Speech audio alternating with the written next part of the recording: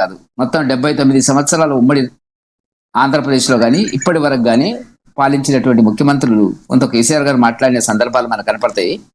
కాకపోతే ఏంటంటే ఇంత అధ్వాన్నంగా, అవమానకరంగా, దిగజారిన భాషా ప్రయోగానికి మూలకర్త, సిద్ధాంతకర్త రేవంత్ రెడ్డి గారని చరిత్రలో మిగిలిపోతారు.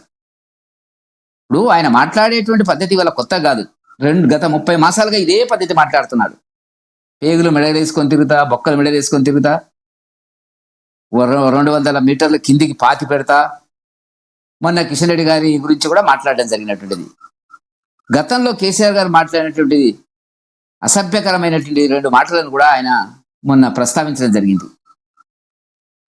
ఏమి శ్రీనివాసరెడ్డి గారు ఏమన్నాడు కేసీఆర్ గారు ఆ రోజున అని చెప్పి ఆ మాటలను మళ్ళీ ఇతను మాట్లాడడం, ఇది దిగజారినటువంటి సంస్కారానికి ప్రతీక, ఒక గుర్తు, చారిత్రక ఘట్టంలో మిగిలిపోయేటువంటిది రేవంత్ రెడ్డి గారు. కాబట్టి దీన్ని భారతీయ జనతా పార్టీ తీవ్రంగా ఖండిస్తున్నటువంటి ఒక సందర్భం. నిన్న మాట్లాడండి కిషన్ రెడ్డి గారు, చాలా చక్కగా మాట్లాడాడు. ఒక్క మాట కూడా వ్యక్తిగతంగా తీసుకోలేఆయన. గతంలో గట్టిగా మాట్లాడినాడు. బహుశా కిషన్ రెడ్డి గారు మాట్లాడాలనుకున్నారు, మాట్లాడతాడు, ఇప్పుడు తప్పకుండా మాట్లాడతాడు. ఎందుకంటే పొలిమేరలకు రానియము ఆయన అన్నాడు. పొలిమేరలకు రానియకపోతే నీదేమన్నా సొత్తా, ఇది తెలంగాణ గడ్డనా, నీరా, నేను గడ్డ ఈ గడ్డ మీద కూడా పుట్టలేదు అన్నాడు.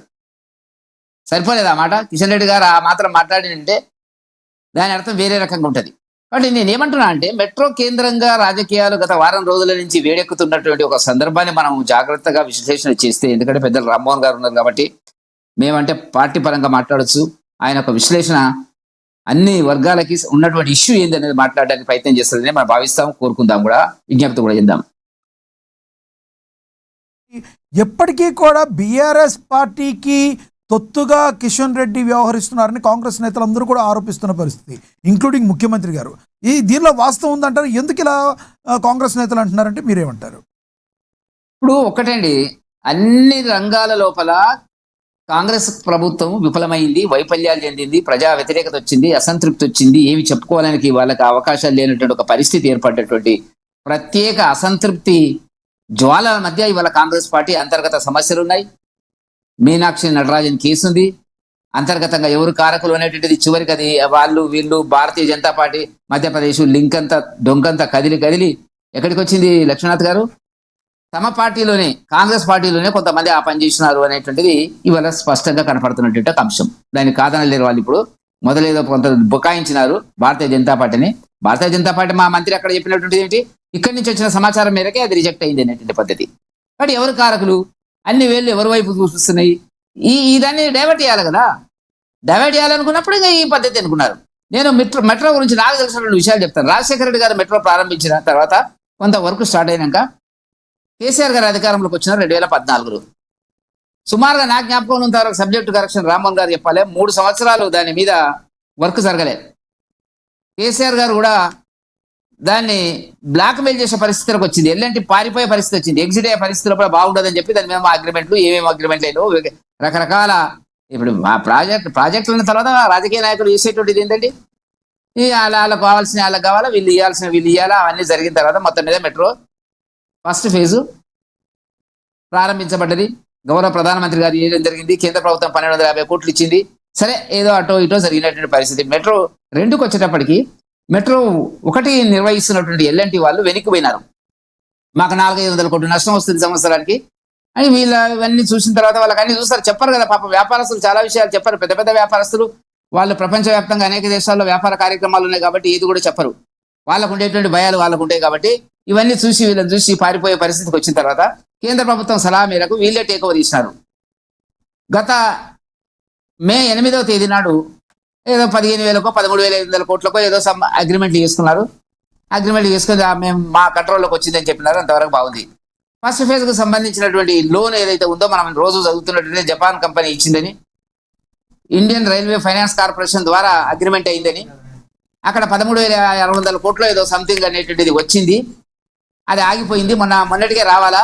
దీనికి కారకులు, డబ్బు రాకపోవడానికి కారకులు కేంద్ర మంత్రి కిషన్ రెడ్డి గారే డైరెక్ట్ అటాక్ పెట్టినాడు. ఇక తిట్టిన వాడు కూడా మాట్లాడినాడు. కిషన్ రెడ్డి గారు ఆగితే ఎంత పరిస్థితి? ఖట్టర్ గారు మంత్రి గారు ఉన్నారు, వైష్ణవ్ గారు రైల్వే మంత్రి గారు ఉన్నారు, క్యాబినెట్ ఉంది, బలమైనటువంటి ప్రధానమంత్రి గారు ఉన్నారు. ఇదందరినీ కాదని కిషన్ రెడ్డి గారు ఆపుతారు అనేటువంటి కొత్త ఒక ప్రచారాన్ని తీసుకుపోవడానికి ప్రయత్నం చేశారు. మనం దీంట్లో ఏంది అనేటువంటిది వాస్తవానికి నేను మాట్లాడాను కిషన్ రెడ్డి గారితో మొన్న. ఆయన శ్రీశైలంలో ఉన్నాడు, నిన్న ప్రెస్ మీట్ పెట్టి చెప్పినాడు. దానికి సంబంధించిన నోటు కూడా పంపించడం జరిగింది. ఎందుకు ఆగింది? ప్రతిదీ చెప్పింది ఏంటంటే కిషన్ రెడ్డి గారు అడ్డం పడ్డాడు. కిషన్ రెడ్డి గారు దీనికి బాధ్యుడు. చిల్లరగా మాట్లాడి అరిచినటువంటి ముఖ్యమంత్రి గారు కిషన్ రెడ్డి గారు ఇచ్చిన సమాధానం నాకు చెంపపెట్టు. ఎందుకు ఆగింది అనేటువంటి విషయం గురించి ఆయన చెప్పడం జరిగినప్పుడు వచ్చినటువంటి అంటే ఏమిటి, ఈ మెట్రో కార్యక్రమాలన్నీ నిర్మాణం జరిగిన తర్వాత వచ్చేటువంటి ఆదాయాలను ఆపరేటింగ్ ఎక్స్పెన్సెస్, ఆపరేటింగ్ నిర్వహణ ఖర్చులు, నిర్వహణేతర ఆదాయాలు, అప్పు, వడ్డీలు వీటికి మధ్యన ఎట్లా పంచాలనేటువంటి దాని మీద కేంద్ర ప్రభుత్వం సలహాలు ఇచ్చింది.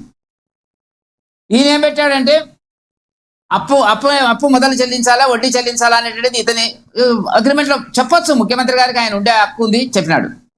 నిర్వహణ ఖర్చులకు వచ్చేటప్పటికి మొదలు నిర్వహణ ఖర్చులు, నిర్వహణకు సంబంధించినటువంటి వాటిని చూసుకోవాలా, అది స్టెబిలైజ్ కావాలా, సస్టైన్ కావాలా అనేది కేంద్ర మంత్రి కట్టల్ గారు చెప్తున్నటువంటి వాదన. ఇది నిన్న కిషన్ రెడ్డి గారికి మెసేజ్. ఇది చిన్న వివాదము. అక్కడ ఐఆర్ఎఫ్సి, ఇక్కడ రాష్ట్ర ప్రభుత్వము, మధ్యన కేంద్ర ప్రభుత్వం కూర్చొని మాట్లాడుకుంటే సెటిల్ అవుతుంది. ఈ విషయం మరి ఎందుకు చెప్పలేదు రేవంత్ రెడ్డి గారు? రైట్, అన్ని రెడీ అయినాయి, సాయంత్రం లోపల రావాలని చెప్పండి, అబద్ధాలు ఆడుతున్నాడు. ఇప్పుడు నిన్న కిషన్ రెడ్డి గారు చెప్పినటువంటి పాయింట్కి సమాధానం చెప్పాలా, నిన్ననే చెప్పాలా. నిన్న లెటర్ రాసిండు కానీ ఆ సమాధానం చెప్పాడు. నేను వస్తాను కిషన్ రెడ్డి గారు. ఎక్కడికి అన్నాడు కిషన్ రెడ్డి గారు? నేను ఎప్పుడు రమ్మంటే అప్పుడు వస్తా మంత్రి గారి దగ్గరికి. నాకు బేసిసాలు లేవు, తెలంగాణ అభివృద్ధి, నేను తెలంగాణ పెట్టాను, నేను హైదరాబాద్ లో నేను ఎన్నికైన హైదరాబాద్ నేను ప్రజలకు నా బాధ్యతలు ఉన్నాయని చెప్పినాడు. కాబట్టి రేవంత్ రెడ్డి గారి మాటలు నమ్మే పరిస్థితి వల్ల తెలంగాణ సమాజం లేదు. నోటికి వచ్చింది అరిచి తిట్ల ముఖ్యమంత్రి, పనిచేయ అంటే తిట్ల ముఖ్యమంత్రి, తిట్లు పొద్దున్న లేచింది సాయంత్రం దాకా తిట్లు తిట్లు తిట్లు. ఇది ఆయన అనుకుంటున్నాడు సినిమాలో హీరోలు మాట్లాడినట్టుగా మాట్లాడుతున్నాడు. ఎంతకాలం మాట్లాడతాడు అంటున్నా. ఈటల రాజేందర్ మంత్రి అవుతాడు, కిషన్ రెడ్డి గారిని తీసేస్తే ఏందంటే మాట్లాడేది? నీ ఇల్లేదో సంసారం చక్క చేసుకోరాదు, కారణం చెప్పరాదు. మీనాక్షి నటరాజన్కి ఎవరు కారకులు? వీళ్ళని నీ వైపు చూపిస్తున్నాయి కదా, నీకు అనుబంధంగా ఉండే నాయకుల వైపు చూపిస్తున్నారు కదా. కాబట్టి రాజకీయాలలో ఎవరు శాశ్వతం కాదు. వచ్చి ఇక్కడ కూర్చున్నావు సీటు మీద, 4 మాటలు మాట్లాడినా ప్రజలు నమ్మరు. కేసీఆర్ మీద వ్యతిరేకత ఉండే ఆ మాటలు ప్రజలు రిసీవ్ చేసుకున్నారు. నువ్వేదో గొప్పగా చేస్తావనుకున్నారు, చేసే పరిస్థితుల్లో నువ్వు లేవు, నువ్వు వెళ్ళిపోయే స్థాయిలోకి వచ్చినావు. కాబట్టి కిషన్ రెడ్డిని టార్గెట్ చేస్తే కిషన్ రెడ్డి మాట్లాడు అనుకున్నాడు. కానీ కిషన్ రెడ్డి గారు గట్టిగా మాట్లాడతాడు. ఆయన మాట్లాడిన అశ్లీష భాష అశ్లీలం మాట్లాడకపోవచ్చు కానీ డెమోక్రటిక్ పద్ధతి కిషన్ రెడ్డి నుంచి మాట్లాడారు. మీ అభిప్రాయం అర్థమైంది. మళ్ళీ మాట్లాడతారు సార్, అందుబాటులో ఉండి మనతో